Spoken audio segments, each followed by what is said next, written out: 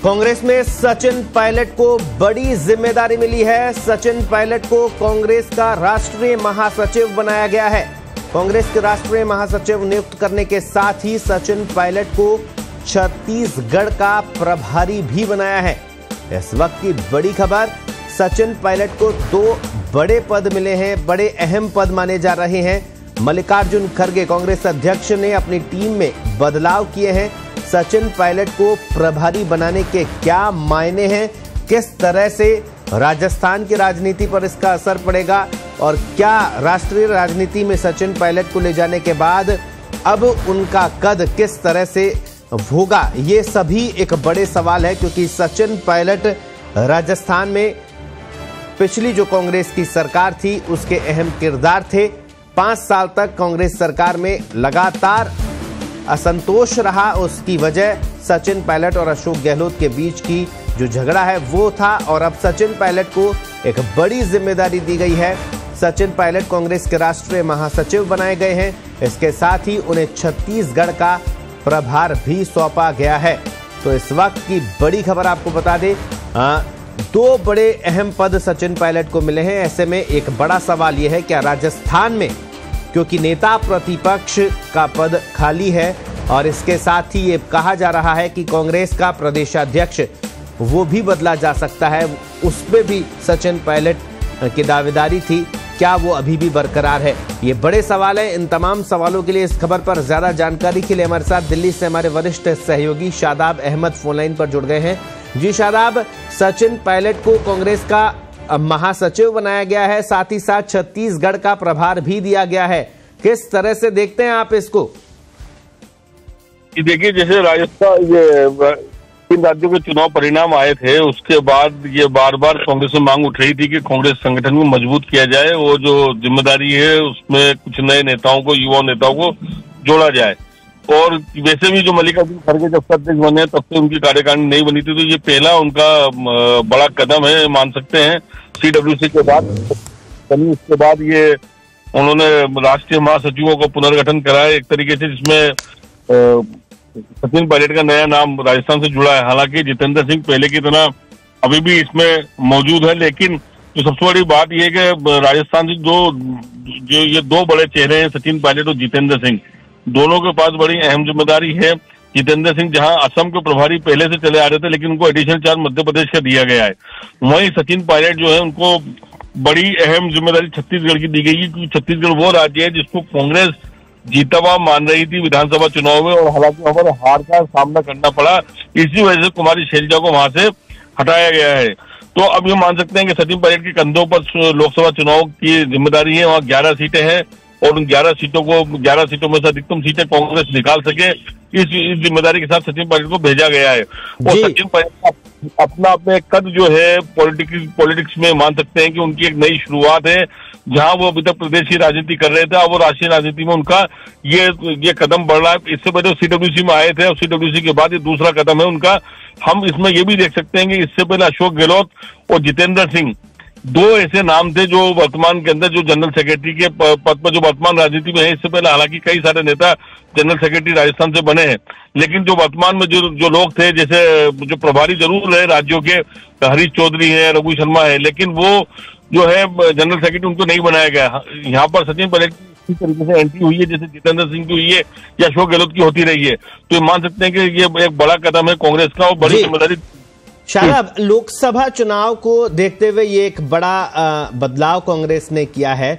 सचिन पायलट को छत्तीसगढ़ का प्रभार सौंपा गया है। छत्तीसगढ़ वो राज्य है जहां पर पिछली कांग्रेस की सरकार में भूपेश बघेल और TS सिंहदेव के बीच का जो झगड़ा है, राजस्थान की तरह कुछ ऐसा छत्तीसगढ़ में रहा था। सचिन पायलट के सामने क्या क्या चुनौतियां आप मानते हैं? देखिए, बिल्कुल सही आपने बात कही है कि जैसा झगड़ा राजस्थान में सचिन पायलट और अशोक गहलोत के बीच में रहा है, ऐसा झगड़ा छत्तीसगढ़ में TS सिंहदेव भूपेश बघेल के बीच पूरा 5 साल रहा है। बल्कि वहां पर एक चीज और हुई है कि 2.5 साल के CM को लेकर बराबर वहां पर विवाद पैदा रहा है, असमंजस की स्थिति रही है। तो ये जो सब चीजें थी, इन सब चीजों से वाकिफ सचिन पायलट भी खुद भी है और खुद उन्होंने इस पॉलिटिक्स को झेला भी है यहाँ पर और खुद उस पॉलिटिक्स को किया भी है। तो ये मान सकते हैं कि ये उनके लिए, क्योंकि वो खुद तजुर्बा हासिल किए हुए हैं इस गुटबाजी वाली सियासत की, तो काफी चीजें उनको पता है और किस तरीके की चीजें वहां पर छत्तीसगढ़ में हुई हैं। हालांकि चुनाव हारने के बाद अब काफी चीजें बदल चुकी है। टीएस सिंहदेव भी जो है राष्ट्रीय राजनीति में उनका कदम रखा जा चुका है। उनको कल जो घोषणा पत्र समिति बनाई थी उनको उसमें जिम्मेदारी दी गई है।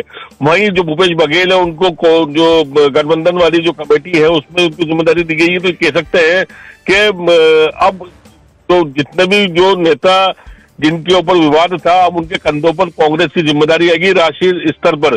तो अब काफी कुछ चीजें बदल चुकी हैं और अब उनको लोकसभा चुनाव 2024 के लिए बड़ी जिम्मेदारी दी जा रही है और ये माना जा रहा है कि अब जो है आप काम करके दिखाओ, उसके बाद फिर हम आगे और इसमें देखिए पार्टी देखेगी क्या कर सकती है। जी शादाब, सचिन पायलट वो नाम है क्योंकि राजस्थान में सरकार रिपीट करने के दावे किए गए थे, लेकिन सरकार रिपीट नहीं हो पाई। राजस्थान में सत्ता हाथ से चली गई। नेता प्रतिपक्ष का पद जो है वो अभी रिक्त है। नेता प्रतिपक्ष कांग्रेस बनाना बाकी है और ऐसे कयास लगाए जा रहे थे कि कांग्रेस राजस्थान में प्रदेशाध्यक्ष भी बदलेगी और उसके भी एक अहम दावेदार सचिन पायलट थे। तो क्या अब आपको लगता है कि छत्तीसगढ़ का प्रभारी बनने के बाद और राष्ट्रीय महासचिव बनने के बाद क्या राजस्थान की राजनीति में सचिन पायलट का दखल रहेगा कि राष्ट्रीय राजनीति में वो सक्रिय रहेंगे, या फिर इन दोनों पदों पर इनकी दावेदारी अभी भी बरकरार है?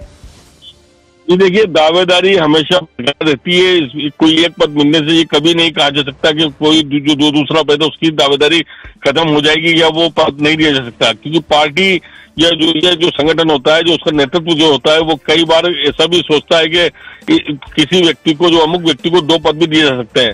हालांकि ये जरूर है कि जब जनरल सेक्रेटरी बनाया गया है और एक राज्य उनको दिया गया है, तो ये मान सकते हैं कि कहीं ना कहीं वो दावेदारी थोड़ी कमजोर पड़ी है, लेकिन बिल्कुल शून्य हो गई है इसको कहना थोड़ा जल्दबाजी होगा। क्योंकि अभी देखने वाली बात होगी कि पार्टी जो है वो आगे किस तरह कदम बढ़ाती, क्या उस संगठन में और कोई बदलाव करने जा रही है राजस्थान में, जैसा कि छत्तीसगढ़ में देखने को नहीं मिला। लेकिन हो सकता है राजस्थान में अगर प्रदेश अध्यक्ष बदलती है तो कहीं ना कहीं जो है फिर नेता प्रतिपक्ष कोई दूसरा कुछ हो देखने को मिल सकता है।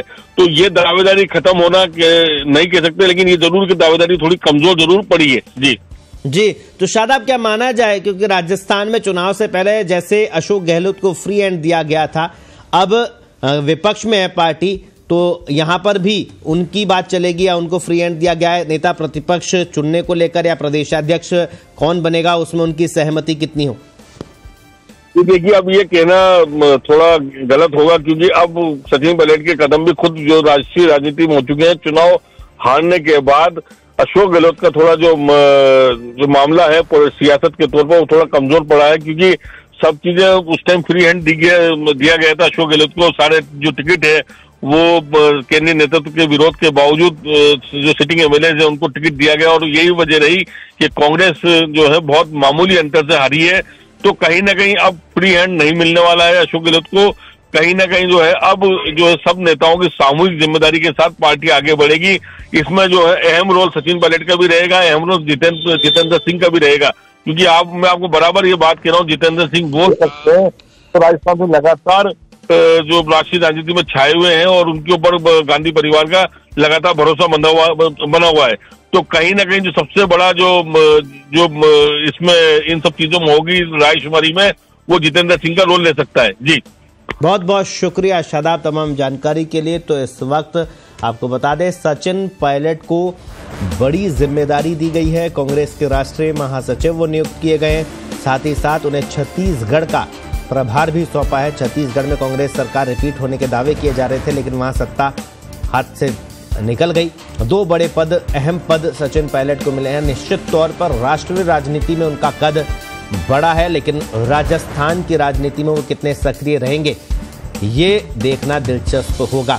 सचिन पायलट को जो ये अहम जिम्मेदारी मिली है, इसके मायने क्या है, ये सभी लोग जानना चाहते हैं और वो हमने कोशिश की आपको बताने की कि सचिन पायलट के अब नई जिम्मेदारी के साथ कांग्रेस में उनके भविष्य कितना सुनहरा है।